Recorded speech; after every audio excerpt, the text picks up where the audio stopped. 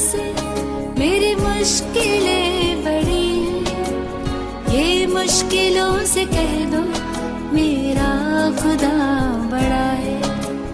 ये मुश्किलों से कह दो मेरा खुदा बड़ा है। मेरा खुदा बड़ा है, मेरा खुदा बड़ा है, मेरा खुदा बड़ा है। हँडवर्क करायचे.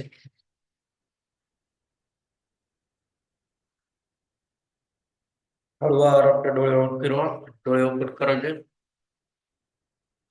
क्लॅपिंग करायचंय.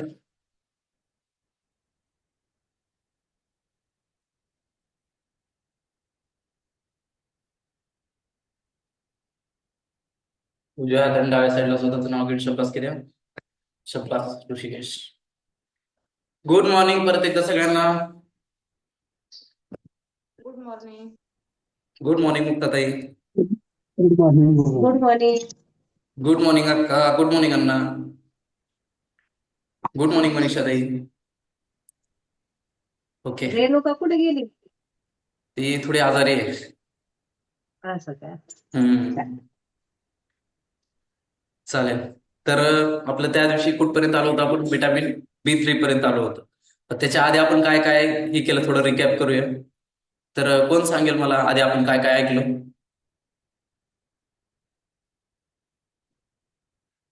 अण्णा. Vitamin A, vitamin B, B12, B6 वगैरे असं ऐकलं. ओके, चालेल. तर विटामिन ए आपण ऐकलं. विटामिन बी मधलं B1, B2 आणि B3 आपलं झालं होतं. B3 नंतर हे झालं, त्या दिवशी कॉर्टिसोस्टेरॉइड झालं. ओके, तर B3 पासून परत चालू करूया आपण. विटामिन B3 बघा, आपल्या शरीराला कार्बोहायड्रेट्स म्हणजे कार्बोहायड्रेट्स आणि फॅट, आपण जे जेवण वगैरे घेतो त्याच्यामध्ये आपल्याला काय जातं? कार्बोहायड्रेट्स जातात, फॅट जातं, प्रोटीन जातं. ह्या 3 गोष्टी जातात. तर ह्या 3 गोष्टी पचवायचं काम B3 करतं. म्हणजे B3 आपल्या शरीरामध्ये जे अन्न आपण खातोय ते पचवायचं काम करतं. आणि त्यासोबतच डीएनए ची निर्मिती, म्हणजे आपल्या शरीरामध्ये जे डीएनए संश्लेषण होतं, आपल्या प्रत्येक वाढीमध्ये वगैरे डीएनएचा खूप मोठा रोल असतो. अजून डीएनए एका गोष्टीमध्ये काम करतं, ती म्हणजे आपली जी पास्ट हिस्ट्री असते ती सुद्धा डीएनए मध्ये असते. पास्ट हिस्ट्री म्हणजे काय? आपल्याला आपण अनुवंशिक अशा गोष्टी असतात बघा. अनुवंशिक गोष्टी काय आपल्या याच्यामध्ये येतात काही, म्हणजे जसं वडिलासारखा चेहरा असणं किंवा वडिलासारखं बोलणं, वडिलासारखं काही गोष्टी वडिलासारख्या होत्या, काही गोष्टी आईसारख्या होत्या. ह्याला काय म्हणतात? डीएनए संश्लेषण. तर हे डीएनए संश्लेषण सुद्धा हे करायचं काम B3 करतं, विटामिन B3 करतं. आणि विटामिन B3 पुरुषांसाठी किती लागतं? तर 16.5 मिलीग्राम हे पुरुषांसाठी लागतं पर डे. आणि तेच लेडीजसाठी 13.2 मिलीग्राम. म्हणजे तुम्ही जे खाताय त्याच्यामध्ये तेवढं B3 जातं का हे सुद्धा बघणं खूप महत्वाचं असतं. परत त्याच्यामध्ये B3 अजून काय करतं बघा, चेतापेशी. चेतापेशी म्हणजे काय? आपले जे सेल्स असतात आपल्या बॉडीमध्ये, म्हणजे बघा आपल्याला कुठल्याही पार्टला आपण काय टच करतो वगैरे, टच केला किंवा काही लागलं वगैरे, तर हे जे सेन्सेशन असतं म्हणजे आपल्याला सेन्स होतं, तर ते सेन्सिंगचं सुद्धा, सेन्सिंग मध्ये सुद्धा मदत करतं ते. तर आता हे घेणं सापडतं कशामध्ये? तर ह्याच्यामध्ये बघा मासे, मासे एक त्याचं त्यांनी सांगितलेलं आहे, गहू, दूध, अंडे ह्याच्यामध्ये B3 असतं. आणि B3चं तुम्हाला जसं की मी सांगितलं की ते किती पाहिजे ते सांगितलं तुम्हाला. आता बघूया आपल्या फॉर्म्युला 1 मध्ये B3 किती प्रमाणात आहे ते. ओके, एक सेकंड.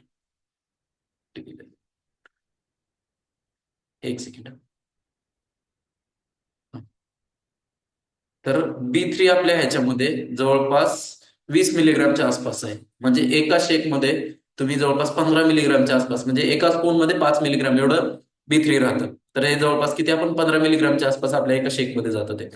म्हणजे बघा तुम्ही, फॉर्म्युला 1च आपलं त्याचं दिवसभराचं आपल्याला लागणार आहे त्याचं हे कम्प्लीट करून देतं. आता नंबर 2 B3 झालं. आता B3 नंतर कुठलं आहे आपलं? B5. त्याला ऍसिड असं सुद्धा म्हणतात,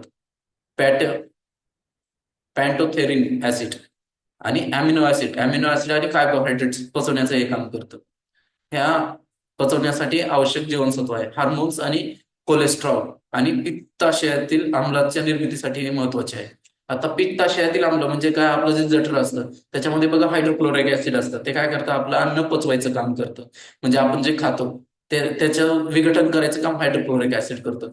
ह्याच्या आधी आपण जे टॉपिक घेतला होता त्याच्यामध्ये मला वाटतं ऍसिड क्लोराईडचा टॉपिक घेतला होता आपण, त्याच्यामध्ये हायड्रोक्लोरिक ऍसिडचं आपण इन डिटेल सांगितलं होतं की हायड्रोक्लोरिक ऍसिड काय करतं. ठीक आहे, तर ते बनवायचं काम सुद्धा B5 करतं. बघा आता काय काय जणाला पित्ताचा त्रास असतो किंवा काय काय जणाला म्हणजे अन्नपचनही होत नाही, म्हणजे त्याची गट हेल्थ हे असते एकदम वीक असते. तर अशा लोकांमध्ये शक्यतो B5 ची कमतरता असू शकते, त्यामुळे हे होतं.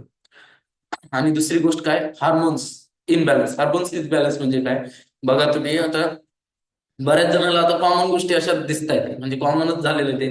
एकतर ह्याच्या आधी म्हणजे बऱ्याच गोष्टी आहेत त्याच्यामध्ये B5 हार्मोन इनबॅलन्स मध्ये, म्हणजे रागावर कंट्रोल नसणं ही सुद्धा एक हार्मोन्स इनबॅलन्स असण्याचं लक्षण आहे. परत दुसरी गोष्ट मला तर चिडचिड जास्त होणं ही सुद्धा हार्मोन्स इनबॅलन्सचं एक लक्षण आहे. त्यानंतर केस वगैरे गळणं हे सुद्धा एक हार्मोनिक इनबॅलन्सचं लक्षण आहे. असे बरेच लक्षण आहेत. आणि सध्या म्हणजे असे अजून एक लक्षण नॉर्मली दिसून येतं की वयाच्या आधी म्हणजे लेडीज मध्ये वयाच्या आधी पाळी वगैरे येणं हे सुद्धा एक हार्मोन्स इनबॅलन्सचं लक्षण आहे. परत PCOD PCOS हे सुद्धा एक हार्मोन्स इनबॅलन्सचं लक्षण आहे.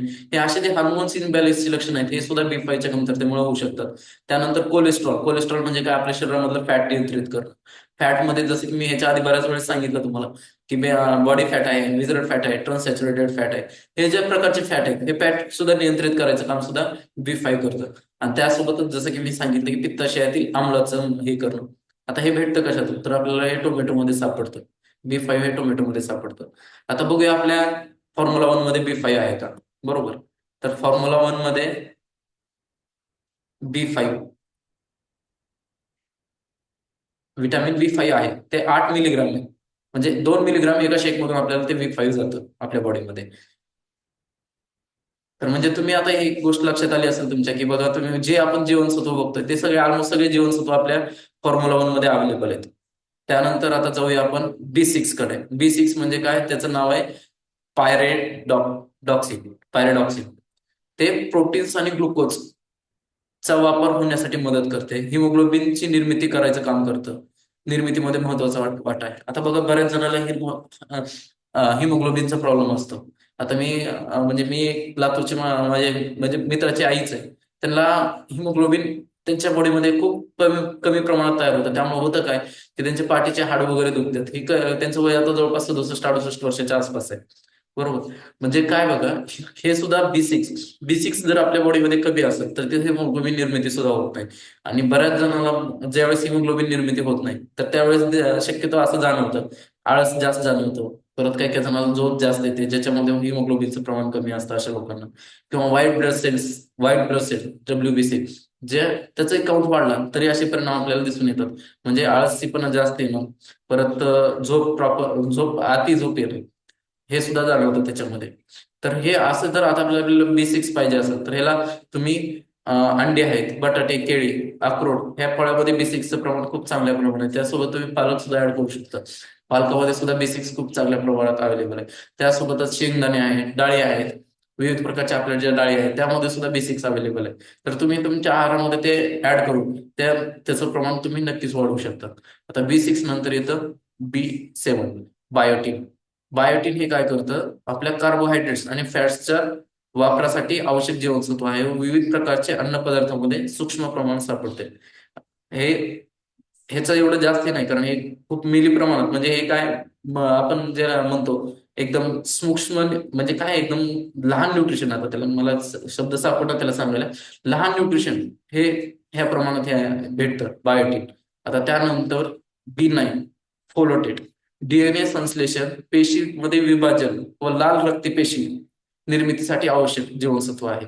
व हे बघा आता ह्याचं DNA संश्लेषण म्हणजे काय, जसं की मी याच्या आधी सांगितलं तुम्हाला DNA संश्लेषण काय राहतं.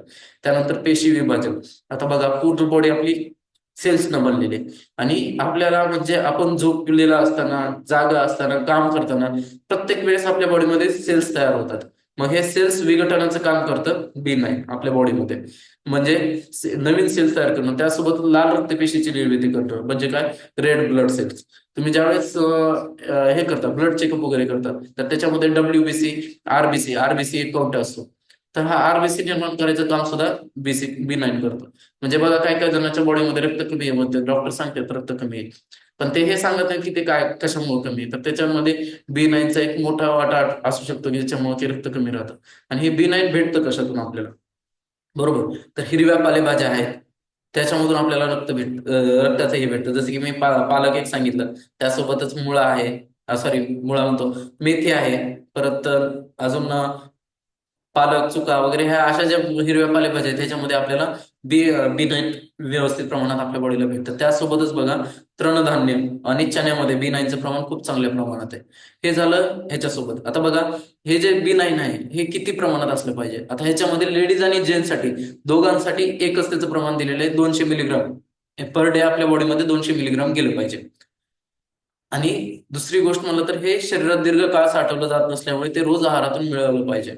सगळ्यात महत्वाची गोष्ट बघा, हे आपल्या बॉडीमध्ये साठत नाही. आता बघा तुम्ही बऱ्याचशा अशा गोष्टी आहेत की ते आपल्या बॉडीमध्ये आपली बॉडी स्टोअर ठेवते, जसं की विटामिन ए आपली बॉडी स्टोअर ठेवते.